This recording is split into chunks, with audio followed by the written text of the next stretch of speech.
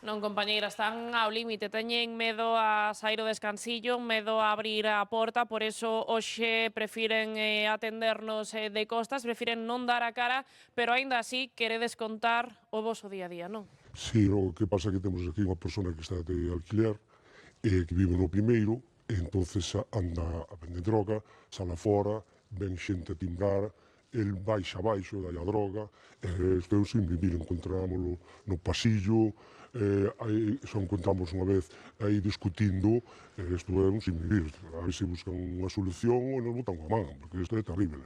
Claro, levades así dende 2019 que está esta persona neste piso. Antes as cousas eran un pouco máis discretas, pero ahora xa estás a desmadrar, non? Sí, como di o meu veciño, é un sin vivir porque non sabes o que podes encontrar polas escaleiras, hai nenos pequenos, eles abalánzase cada vez que queremos abrir a porta ou cerrarla, métense para dentro, incluso no parking tamén teñen entrado, el deixa dormir a xente de fora, xente drogadependentes aí no dos coches, sí, e máis, incluso deixa entrar a xente e pasar a noite nas escaleiras.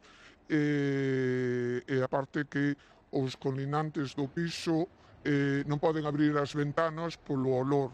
E máis aparte é un sin vivir porque están timbrando mañán, tarde e noite constantemente, paseanse como perico por súa casa por unha propiedade privada que non deberían entrar.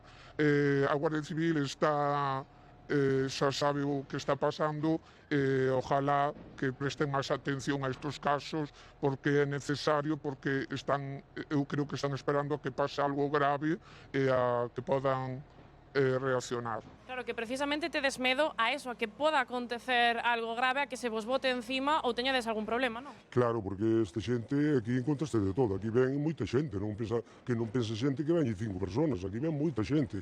Antes aquí no parque este que temos aquí, hai unha guardería ao lado, no parque, moita xente vía cos nenos pola tarde, ahora non ven.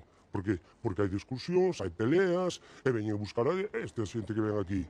Entonces encontrarse mal, normal. Xa tedes medo, pois eso, de que vos atopades a droga directamente, compañeiros, pois eso, na porta da súa casa, esta situación que están a vivir os veciños deste edificio que teño eu ás miñas costas.